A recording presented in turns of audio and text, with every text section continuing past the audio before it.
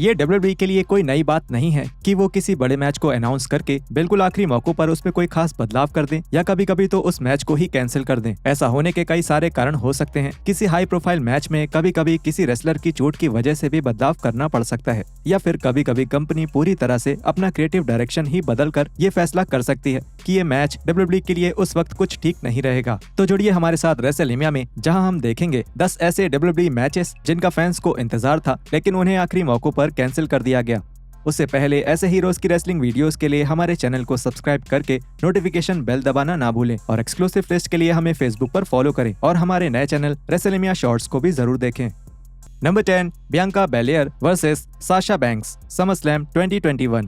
2021 के SummerSlam card पर एक मैच जिसका सभी को इंतजार था वो एक रीमैच था। ये रीमैच बियांका बेलेयर और साशा बैंक्स के बीच होने वाला था और ये रीमैच रेसलमेनिया 37 के उनके अनडिस्प्यूटेड क्लासिक मैच का एक सीक्वल होने वाला था जो कुछ ही महीने पहले हुआ था। बदकिस्मती से WWE ने बताया कि साशा बैंक्स समरस्लैम पर मैच करने के लिए मेडिकली फिट नहीं थी, इसलिए WWE ने इसकी जगह एक विवादित और जोखिम भरा प्लान बी को चुना।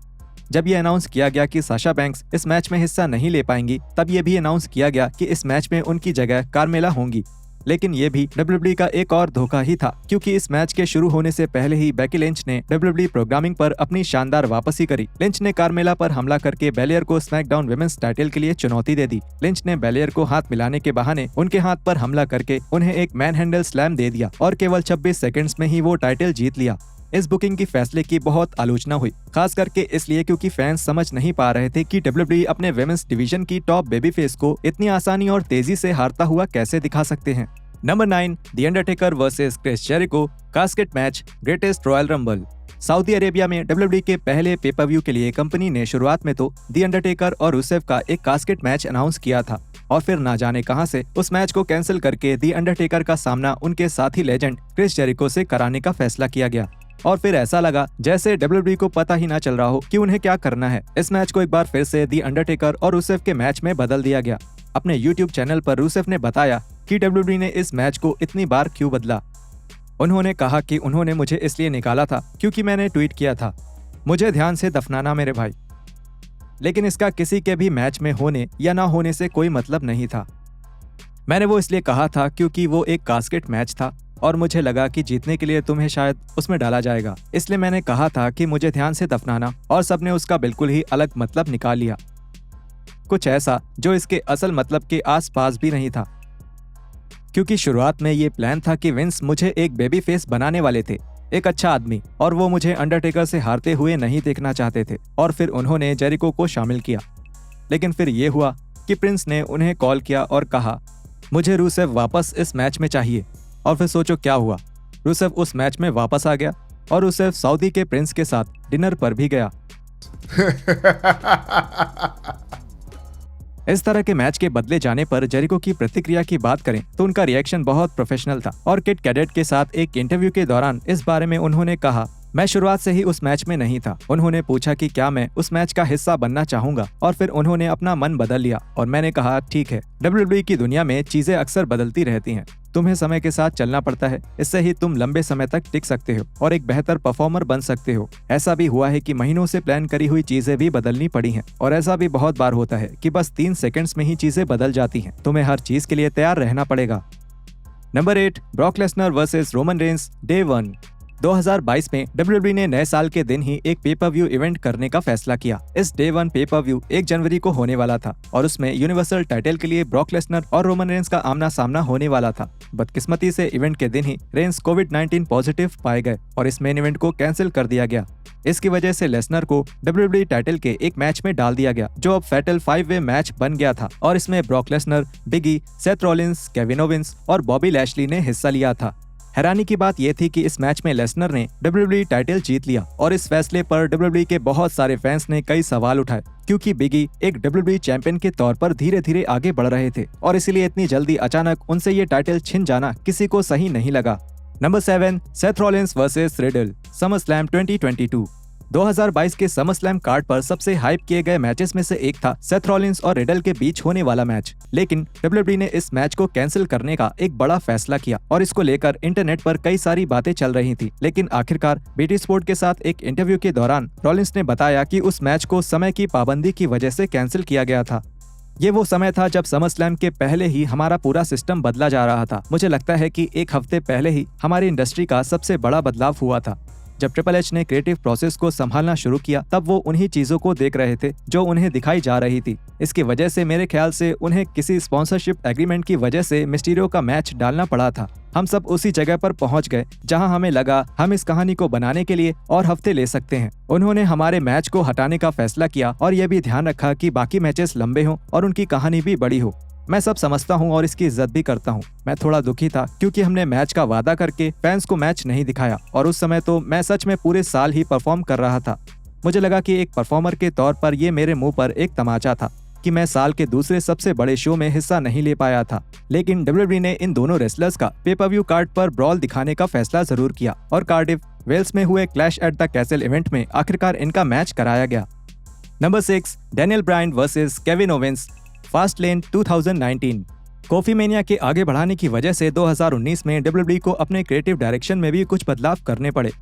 फास्टलेन इवेंट के लिए डब्ल्यूडब्ल्यूई ने डब्ल्यूडब्ल्यूई टाइटल के लिए केविन ओवेंस और डैनियल ब्रायन के मैच की एडवर्टाइजमेंट की, लेकिन उन्होंने फास्टलेन में ये मैच नहीं दिखाया, बल्कि उन्होंने शो में ही अनाउंस किया कि इस मैच में एक तीसरे रेसलर को भी शामिल किया जाएगा और अब ये एक ट्रिपल थ्रेट मैच होगा। फैंस को लगा कि ये तीसरे रेसलर्स कोफी किंगस्टन ही होंगे, लेकिन जब ये पता चला कि वो मुस्तफा अली थे तब फैंस थोड़ा निराश हो गए। जब ये निराशा हट गई तब इन तीनों रेसलर्स ने 2019 के सबसे अंडररेटेड मैचेस में से एक को पेश किया। तीनों ने फैंस का दिल जीत लिया और एक ऐसा टाइटल मैच किया जिसकी असली जगह किसी पे-पर-व्यू में ही बनती है।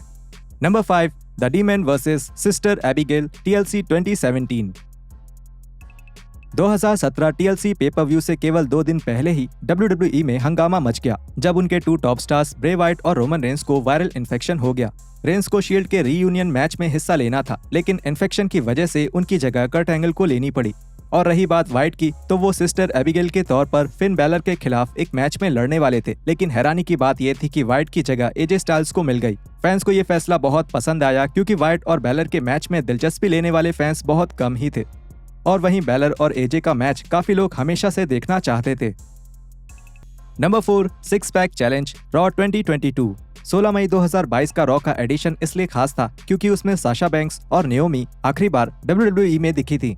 WWE रॉ के लिए एक 6 पैक चैलेंज मैच का एडवर्टाइजमेंट कर रहा था जिसमें नियोमी, बैंक्स, बेकी लिंच, ड्यूड्रॉप, निकी ऐश और असुका नजर आने वाले थे। हालांकि ऐसी रिपोर्ट आई थी कि नियोमी ये मैच जीतने वाली हैं, लेकिन बैंक्स और नियोमी दोनों को ही उनके लिए चल रहे WWE के क्रिएटिव डायरेक्शन से नफरत थी और इसलिए दोनों ने एक साथ कंपनी छोड़ने का फैसला कर लिया।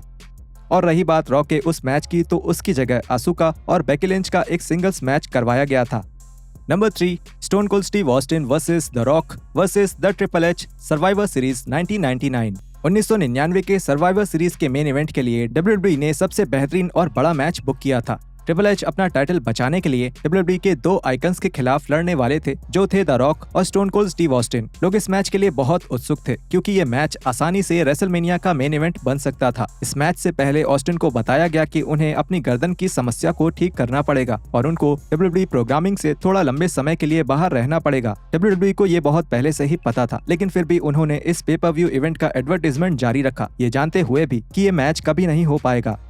WWE ने पे-पर-व्यू के लाइव जाने से पहले तक ये मैच कैंसिल नहीं किया, जिसके बाद उन्होंने वो बदनाम कहानी दिखाई जिसमें ऑस्टिन का एक घड़ी से एक्सीडेंट हो गया और उनकी जगह इस मैच में द बिग शो को डाल दिया गया। ये इन हालातों को संभालने का एक बहुत अजीब और निराशाजनक तरीका था और WWE के लिए अच्छी बात ये रही कि वो card is subjected to change वाले नियम के पीछे आराम से छुप गए।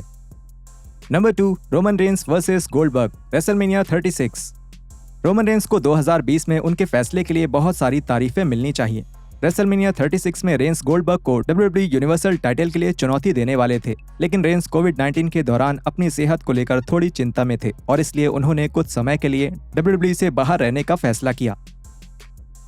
हालांकि WWE रोमन रेंस के इस फैसले का सपोर्ट कर रही थी, लेकिन उन्हें रेसलमेनिया के लिए कोई नया मैच ढूंढना था और उन्होंने आखिर में ब्रॉन स्ट्रोमैन के साथ जाने का फैसला किया। जिस तरह से WWE उस वक्त अपना प्रोडक्ट बना रही थी, उसकी वजह से गोल्डबर्ग और स्ट्रोमैन के मैच के लिए ज्यादा बिल्डअप नहीं हो पाया और इसलिए उनके मैच को लेकर फैंस में भी ज्यादा जोश देखने को नहीं मिली।